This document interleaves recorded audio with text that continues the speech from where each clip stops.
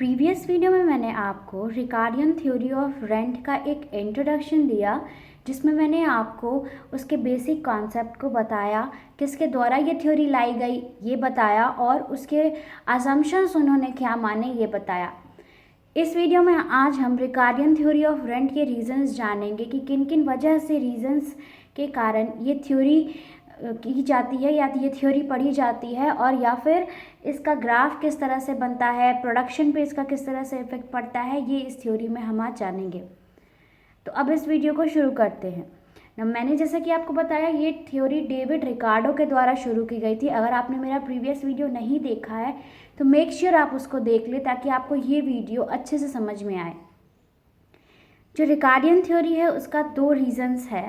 पहला तो स्कार्सिटी और दूसरा फर्टिलिटी। स्कार्सिटी किस चीज़ की? लैंड की स्कार्सिटी।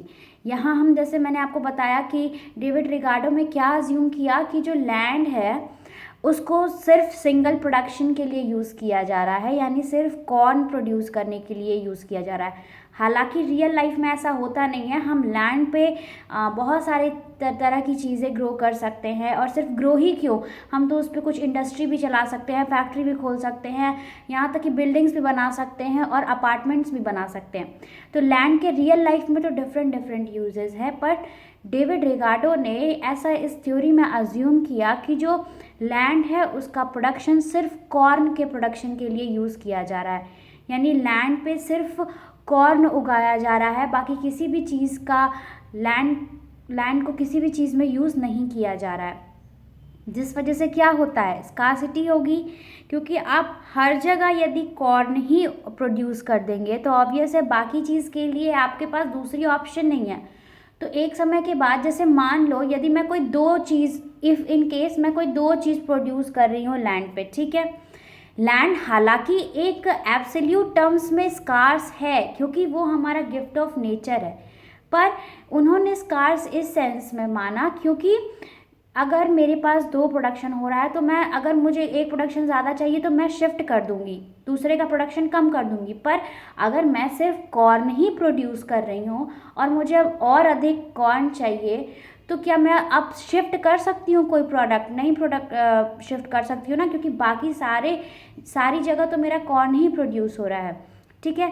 तो जिस वजह से क्या होता है कि जैसे जैसे जब पॉपुलेशन बढ़ता जाएगा तो एक समय आएगा कि जो आपका लैंड है वो स्कार्स हो जाएगा, और जिस वजह से रेंट की थ्योरी उन्होंने बनाई। नेक्स्ट जो रीज़न था स्कार्सिटी का वो हुआ फिक्स्ड सप्लाई। फिक्स्ड सप्लाई इसलिए क्योंकि उन्होंने लैंड को फिक्स माना, तो जिस वजह से उनका जो सप्लाई है वो फिक्स हो गया, यानी लैंड एक ही प्रॉपर क्वांटिटी में है, आप उसको बढ़ा घटा नहीं सकते हैं। जिस वजह से जो सप्लाई हुई लैंड की वो फिक्स हो गई, और इस तरह से ये वाई एक्सिस के हॉरिजॉन्टल हो गई। तो अब जब सप्लाई फिक्स हो गई तो प्राइस कैसे डिसाइड किया जाएगा? हमने पढ़ा है ना कि प्राइस कैसे, मार्केट इक्विलिब्रियम में हमने देखा कि जहाँ पर डिमांड और सप्लाई कर्व इंटरसेक्ट करते हैं वहाँ पे प्राइस डिटरमाइन होता है किसी भी प्रोडक्ट का। तो इस केस में अब प्राइस किस तरह से डिटरमाइन किया जाएगा? तो डिमांड देखा जाता है। अगर डिमांड D1 है, ठीक है, तो ये आपका पॉइंट E प्राइस हो जाएगा। पर मान लो अगर डिमांड बढ़ गई तो आपका डिमांड यहाँ शिफ्ट हो जाएगा और प्राइस भी आपकी बढ़ जाएगी। तो प्राइस पे यहाँ सिर्फ डिमांड का असर पड़ता है, इसलिए क्योंकि उन्होंने सप्लाई को, डेविड रिकार्डो ने सप्लाई को फिक्स्ड मान लिया है, जिस वजह से इस थ्योरी में सिर्फ डिमांड का असर प्राइस पे पड़ता है, सप्लाई का असर प्राइस पे नहीं पड़ता है। नेक्स्ट जो चीज़ उन्होंने बोली जिसकी वजह से स्कार्सिटी शुरू हुई वो है नो ट्रांसफ़र पेमेंट।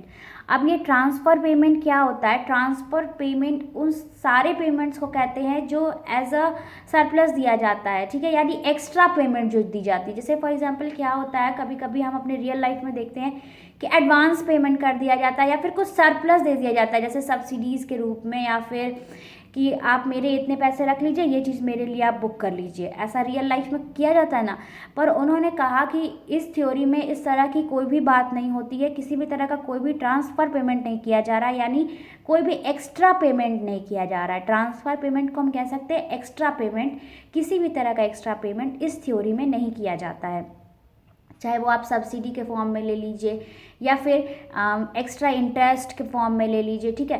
तो इस तरह की कोई भी चीज़ें इस थ्योरी में बात नहीं की गई हैं, कोई भी ट्रांसफ़र पेमेंट बात नहीं की गई हैं। तो इन 3 वजह से आपका अराइज होता है स्कार्सिटी, और स्कार्सिटी अराइज होने की वजह से आपको लैंड का रेंट देना पड़ता है। नेक्स्ट जो रीज़न है वो है fertility of soil. David Ricardo ने कहा था कि जो अर्थ है उसका जो पार्ट हम प्रोडक्शन में यूज़ करते हैं और जो उसका पैसा लैंडलॉर्ड को देते हैं वो रेंट कहलाता है। जो भी हम अर्थ के सॉइल को यूज़ कर रहे हैं, ठीक है। और उन्होंने दूसरी बात कही थी कि जो आप लैंड को सेलेक्ट करते हैं वो डिपेंड करता है आपका कि वो लैंड कितना फर्टाइल है, और यहाँ पे law of diminishing marginal utility apply होती है, ऐसा डेविड रिकार्डो का मानना है। यानी डेविड रिकार्डो के अनुसार आप सबसे पहले उस लैंड को या उस पीस ऑफ लैंड को सेलेक्ट करेंगे जो सबसे ज़्यादा फर्टाइल हो, उसके बाद आप उससे कम फर्टाइल को सेलेक्ट करेंगे, उसके बाद आप उससे कम फर्टाइल को सेलेक्ट करेंगे, और लास्ट में जो सबसे इनफर्टाइल सॉइल है आप उसको सेलेक्ट करेंगे। तो ऐसा उन्होंने अपनी थ्योरी में माना था। हालांकि रियल लाइफ में ऐसा नहीं होता है, इसके बहुत से क्रिटिसिज्म हुए जो कि मैं आपको नेक्स्ट वीडियो में बताऊँगी।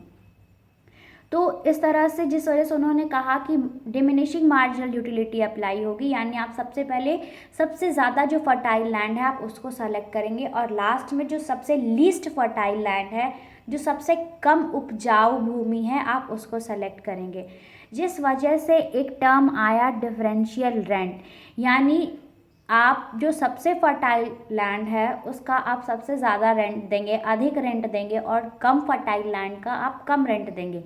तो ये जो रेंट में डिफरेंस आया, उन्होंने इसको टर्म दिया डिफरेंशियल रेंट, ठीक है। तो इस तरह से 2 रीज़न की वजह से बेसिकली ये थ्योरी शुरू की गई। पहला रीज़न जिसका स्कार्सिटी दिया गया, और दूसरा रीज़न फर्टिलिटी दिया गया। नेक्स्ट अब हम इसको एक टेबल के थ्रू समझते हैं कि किस तरह से रेंट डिसाइड किया जाता है। जैसे मान लो हमने 4 लैंड ले लिया, 4 तरह के लैंड ले लिए जिसमें चारों का प्रोडक्शन अलग अलग है। एक की प्रोडक्शन वैल्यू 200 रुपीज़ की है, दूसरे लैंड की 150 की है, तीसरे लैंड की 100 की है, और लास्ट वाले लैंड की 75 की है। यानी 4th लैंड जो है वो सबसे लीस्ट प्रोडक्टिव है, सबसे कम प्रोडक्शन कर रहा है, और जो फर्स्ट लैंड है वो सबसे ज़्यादा प्रोडक्शन हो रहा है। कॉस्ट ऑफ प्रोडक्शन जो है वो हमारी सारे लैंड पे 100 रुपीज़ की है, ठीक है। एवरी लैंड पे हम 100 रुपये का प्रोडक्शन कर रहे हैं, जिसमें हमको जो वैल्यू लग रहा है, पहला लैंड हमें 200 रुपये दे रहा है, दूसरा लैंड 150, तीसरा 100, और लास्ट वाला 75। जिस वजह से हमारा जो रेंट निकल के आता है, रेंट कैसे निकलेगा, टोटल प्रोड्यूस वैल्यू से हम कॉस्ट ऑफ प्रोडक्शन लेस कर देंगे, ठीक है। तो पहले केस में हमारा रेंट 100 रुपये निकल के आया, दूसरे केस में 50, तीसरे में 0 निकल के आया, और लास्ट वाले में तो निगेटिव चला गया -25, ठीक है।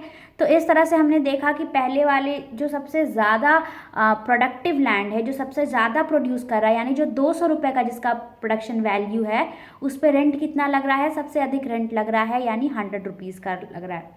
उससे जो कम प्रोडक्टिव है, यानी 150 का जो प्रोडक्शन दे रहा है, उस पर आपका रेंट 50 रुपीज़ का लग रहा है, यानी रेंट अब कम गया। इस तरह से जो लीस्ट प्रोडक्टिव है उस पर -25 का रेंट लग रहा है। इसका मतलब क्या, लोग उसको लेना नहीं पसंद कर रहे हैं, लोग प्रेफर नहीं कर रहे हैं उसको लेना, ठीक है। तो अब आप ये मत समझिएगा कि यहाँ माइनस नेगेटिव में आ गया, इसका मतलब कि आप उल्टा उनसे पैसा ले लेंगे, नहीं, रेंट नहीं लिया जाएगा। यहाँ कहने का अर्थ ये है कि माइनस में जो आ गया, इसका मीनिंग ये कि लोग उसको प्रेफर नहीं कर रहे हैं, वो इनफर्टाइल है, उसकी प्रोडक्टिव वैल्यू ज़्यादा नहीं है, उस पर ज़्यादा प्रोडक्शन नहीं किया जा सकता है लैंड पे, जिस वजह से उसका रेंट लीस्ट है, उस पर सबसे कम रेंट दिया जाएगा, ये यहाँ बताया गया है, ठीक है। अब उन्होंने नाम दिया, जो आप 3 पार्ट में इसको बांटा, फर्स्ट, सेकेंड और थर्ड। फर्स्ट पार्ट जिसमें आप पॉजिटिव रेंट दे रहे हैं, उसको उन्होंने नाम दिया अबव मार्जिनल लैंड, ठीक है।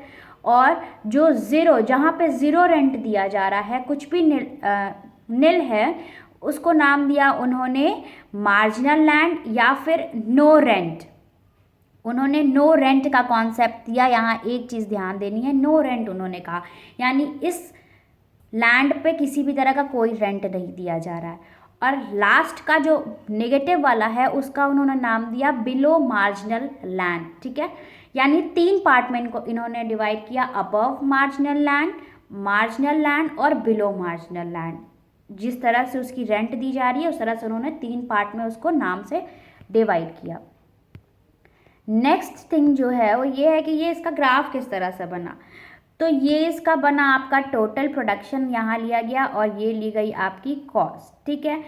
तो हमने देखा कि तीनों लैंड का, ये आपके 3 लैंड थे AD, DG और GJ, ठीक है, आपके 3 लैंड हैं। जो के पॉइंट तक है ये कॉस्ट लग रहा है आपका 100 का कॉस्ट लग रहा था उस टेबल में, ठीक है। तो ये के पॉइंट तक कॉस्ट लगा। उसके बाद ये जो एक्स्ट्रा लेयर है, यानी ये जो आपका एक्स्ट्रा बॉक्सेस हैं, ये क्या शो कर रहा है, इकोनॉमिक रेंट शो कर रहा है या फिर सरप्लस शो कर रहा है, यानी प्रोडक्शन कॉस्ट से कितनी ज़्यादा हुई। ये आपका टोटल प्रोडक्शन है। ये जो टोटल आपका ये जो ग्राफ है या जो बार है ये आपका टोटल प्रोडक्शन शो कर रहा है, जिसमें के तक जो है वो कॉस्ट दिया है, के तक कॉस्ट दिया है और के से जो एक्स्ट्रा है, जो ये जो एक्स्ट्रा पार्ट है ये आपका रेंट कह लो या फिर एक्स्ट्रा प्रोडक्शन कह लो, ठीक है। जो प्रोडक्शन एक्स्ट्रा है वही हम रेंट के रूप में दे रहे हैं, हमने देखा। तो फर्स्ट जो केस है उसमें प्रोडक्शन दिया जा रहा है के से बी तक, ठीक है, और सेकेंड वाले में एफ से एच तक, ये वाला पार्ट जो है वो प्रोडक्शन में दिया जा रहा है, ठीक है।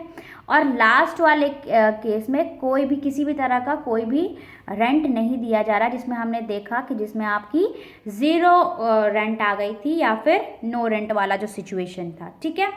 तो इस तरह से 3 केस है। पहला जिसमें ज़्यादा प्रोडक्शन है और ये जो आपका एक्स्ट्रा पार्ट है ये एक तरह से आप कह सकते हैं रेंट का कॉस्ट है, ठीक है।